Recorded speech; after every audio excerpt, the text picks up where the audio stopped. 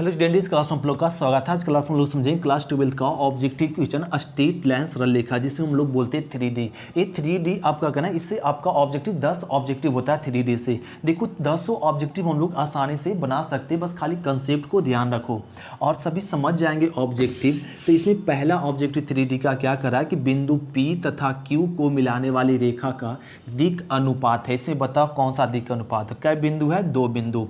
तो दो बिंदु को मिलाने वाली रेखा का दिक् अनुपात को सूचित करते dr से। तो फॉर्मूला होता है x2 माइनस x1, फिर क्या होता है y2 माइनस y1 और z2 माइनस z1। ये फॉर्मूला होता है।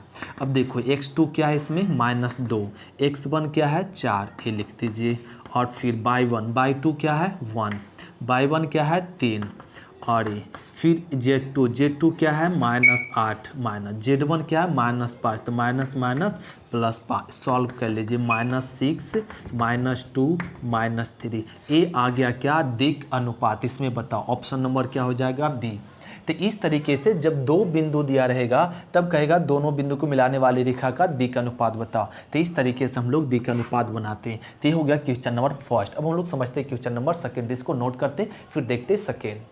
तो क्वेश्चन नंबर सेकेंड देखो, सेकेंड में क्या ना, बिंदु इतना और इतना को मिलाने वाली रेखा का दिक् अनुपात। इसमें भी पूछ दिया दिक् अनुपात। तो ये दोनों बिंदु का दिक् अनुपात क्या हो जाएगा x2 माइनस x1। अभी पढ़े हम लोग डायरेक्शन रेशियो क्या ना। फिर क्या हो जाएगा y2 माइनस y1 और क्या हो जाएगा Z2 माइनस Z1, ए होगा। तो इसमें ऑप्शन नंबर क्या मैच कर जाएगा, डी मैच कर जाएगा। ये हो गया आंसर। तो दो बिंदु को ना मिलाने वाली रेखा का दिक् अनुपात हम लोग समझ गए। अब समझते हैं क्वेश्चन नंबर थर्ड, इसको नोट करते फिर देखते थर्ड। तो क्वेश्चन नंबर तीसरा देखो, तीसरा में क्या ना कि एक बिंदु दिया करा x अक्ष की दूरी बताओ। तो x अक्ष का दूरी कितना ना 3 होगा, ये हो गया आंसर। अब y अक्ष से दूरी कहता तो क्या ना, y अक्ष का दूरी 4 है और z अक्ष का दूरी क्या है ना 5 है, ये हो गया। तो इसमें करा x अक्ष का दूरी पूछ रहा है, तो x अक्ष का दूरी क्या हो जाएगा ना 3 होगा, राइट है। और y अक्ष का दूरी क्या 4 और z अक्ष का दूरी 5, ये होता है। तो इसमें ऑप्शन नंबर हो जाएगा ए। अब हम लोग समझते हैं question number 4। Current question number 4 में देखो करा, मूल बिंदु से बिंदु इतना की दूरी ज्ञात करो। तो मूल बिंदु और इतना के बीच की दूरी कराना, तो हम लोग को ना दूरी ज्ञात करें। मूल बिंदु मतलब 0 0 ए दिया हुआ और दूसरा बिंदु क्या दिया -3 4 और 5। करा ये दोनों बिंदु को मिलाने वाले बीच की दूरी बताओ। तो इसका ना दूरी ज्ञात करने के लिए फॉर्मूला होता है x2 माइनस x1 का square plus y2 minus y1 का स्क्वायर प्लस z2 माइनस में Z1 का स्क्वायर, ये करते हैं। और अंडर रूट यहाँ पे क्या ना 3 तिया 9 आ जाएगा, 4 चक 16 और ये आ जाएगा 25। अब जोड़ लीजिए, तो 16 9 25 25 20 50, 50 का रूट क्या हो जाएगा 5√2, ये आ गया। तो इसमें ऑप्शन नंबर क्या हो जाएगा बी। तो मूल बिंदु से और एक बिंदु के बीच की दूरी क्या आएगा 5√2। इस तरीके से हम लोग दो बिंदु के बीच की दूरी ज्ञात करते हैं, राइट है। अब हम लोग देखते हैं क्वेश्चन नंबर 5। तो क्वेश्चन नंबर देखिए 5 में फिर से वही क्वेश्चन है, क्या ना दोनों बिंदु के बीच की दूरी बताओ। तो दोनों के बीच की दूरी क्या होता है ना, फॉर्मूला डी बराबर क्या ना x2 माइनस x1, तो माइनस माइनस प्लस के स्क्वायर प्लस y2 y1, तो ये ना y1 प्लस में 3 के स्क्वायर अब प्लस Z2 माइनस Z1, ये लिख दो 7 के स्क्वायर, ये हो गया। अब इसको सॉल्व कर लीजिए। तो क्या आ जाएगा ना, यहाँ पे 3 का स्क्वायर 9, यहाँ क्या आएगा 4 का स्क्वायर और 16 अब प्लस ये आ गया ना यहाँ पे 12 7 5 7 12, तो 12 का स्क्वायर तो 144। अब इसको जोड़ ले, राइट है। तो इसको जोड़ेंगे तो 16 क्या आ जाएगा 9, राइट है। तो 169 आ जाएगा। तो ए आ गया यहाँ पे, इसका रूट कितना है 13। तो इसमें ऑप्शन नंबर क्या हो जाएगा बी। तो दोनों बिंदु के बीच की दूरी क्या आ गया इसमें 13। तो इस तरीके से हम लोग क्वेश्चन नंबर 5 कंप्लीट किए। अब हम लोग समझते हैं क्वेश्चन नंबर 6। तो क्वेश्चन नंबर 6 देखो, 6 में क्या करना कि XY तल से किसी अभिलंब का दिक् को जाए बताइए। तो XY तल से किसी अभिलंब का दिक् को जाए, तो XY तल से अभिलंब का दिक् को जाए क्या हो जाएगा 0 0 1 होता है। उसी प्रकार देखो यहाँ पे दिया होगा ना एक्स जेड तल से किसी अभिलंब का दिक् कोज्या है, तो जेड एक्स तल से अभिलंब का दिक् कोज्या क्या हो जाएगा, तो 0 0 0 1 0 ए आ जाएगा। अब इसमें करा बाई जेड तल से किसी अभिलंब का दिक् कोज्या, तो इसमें बता सकते हैं ऑप्शन नंबर क्या हो जाएगा ए। इस तरीके से हम लोग को ध्यान रखना पड़े एक क्वेश्चन। तो ये क्वेश्चन नंबर हो गया 6 7 और 8। अब हम लोग समझते हैं क्वेश्चन नंबर 9, तो इसको नोट करते फिर देखते 9।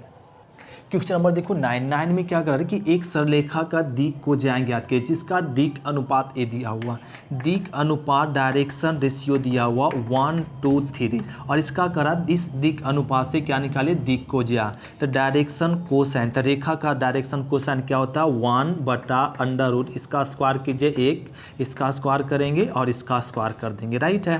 फिर 2/√, अब इसका स्क्वायर, फिर इसका स्क्वायर और इसका स्क्वायर, फिर 3/√, अब इसका स्क्वायर, फिर 2 का स्क्वायर और 3 का स्क्वायर। अब इसको ऐड कर लो 1 और यहाँ जोड़ेंगे तो 14, 2/√14 और 3/√14 ए आ गया। यही आपका कहलाता है दिक् कोज्या। इस तरीके से फाइंड करते थे। इसमें ऑप्शन नंबर देखो कौन सा मैच कर गया ए।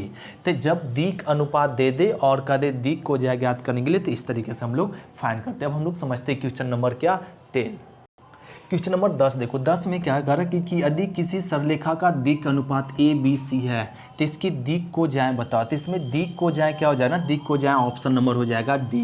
तो इसका दिक् कोज्या ज्ञात करने के लिए क्या करेंगे a/√, इसके पूरे क्या ना अनुपात से भागा देंगे, तो a/√, A square plus B square C square ये हो गया। तो इसी को लिख दिया गया क्या ना सिग्मा ए स्क्वायर, राइट है ए। अब उसी प्रकार फिर ना b/, यही चीज़ लिखाएगा सेम टू सेम, तो उसको लिख गया सिग्मा बी स्क्वायर।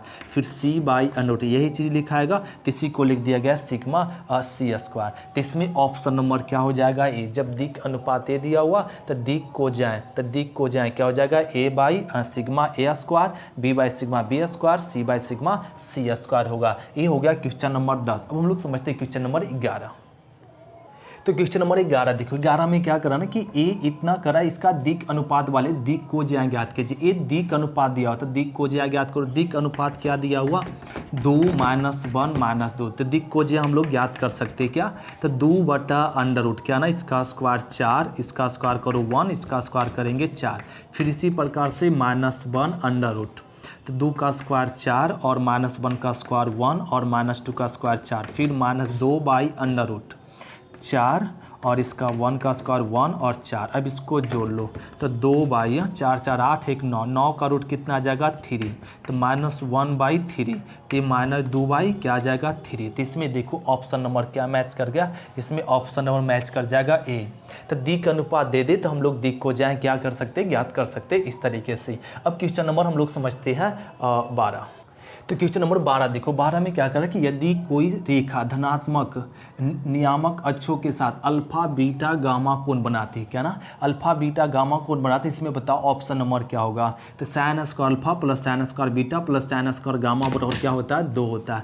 तो इसमें ऑप्शन नंबर हो जाएगा बी। अब क्वेश्चन नंबर 13 देखो 13 में क्या कर रहा है कि एक सरलरेखा एक्स वाई और जेड अक्ष के धन दिशा के साथ क्रमशः अल्फा बीटा और गामा कोण बनाती है, तब क्या होता है तो कॉस स्क्वायर। तो इसमें क्या ना cos square alpha plus cos square beta plus cos square gamma बराबर क्या होता है 1। तो इसमें ऑप्शन नंबर क्या हो जाएगा डी। बाकी सब ऑप्शन क्या है सत्य है। तो ये हो गया क्वेश्चन नंबर 13। अब हम लोग समझते हैं क्वेश्चन नंबर 14। तो इसको नोट करते फिर देखते 14।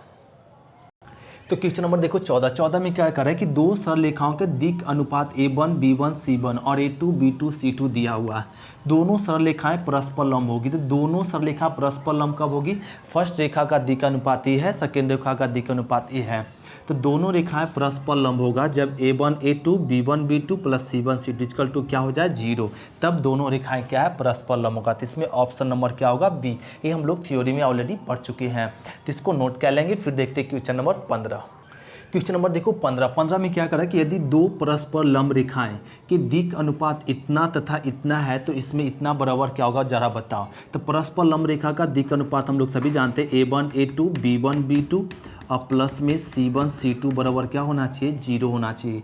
तो a1 क्या दिया हुआ है 2, a2 दिया हुआ है x, b1 क्या दिया हुआ 3 लिख दीजिए, b2 क्या दिया हुआ y प्लस C1 दिया हुआ क्या ना इसमें 5 इंटू C2 क्या दिया हुआ 4 बराबर 0। तो ये रह जाएगा 2x + 3/5 उधर ले जाओ तो -20। तो इतना बराबर क्या आ जाएगा -20। तो इसमें ऑप्शन नंबर होगा बी। अब देखो 16 में क्या करा है कि दो सरलरेखाएं के दिक् अनुपात A1 B1 C1 A2 B2 C2 है। तो दोनों सरलरेखाएं क्या होगी समांतर। तो दोनों सरलरेखाएं समांतर कब होगा, तो समांतर होता है जब A1/A2 बराबर B1/B2 बराबर C1/ क्या आ जाए C2 आ जाए। तब हम लोग कह देंगे दोनों रेखाएं क्या है समानांतर है। तो हो गया ऑप्शन नंबर क्या बी। तो ये क्वेश्चन नंबर हम लोग कंप्लीट कर ले 15-16 तक। तो क्वेश्चन नंबर 17 से हम लोग देखेंगे नेक्स्ट क्लास में। आज की क्लास इतने तक। थैंक यू स्टूडेंट, शुक्रिया। फिर मिलते हैं नेक्स्ट क्लास में। Bye student. क्वेश्चन नंबर 17 से हम लोग देखेंगे नेक्स्ट क्लास में।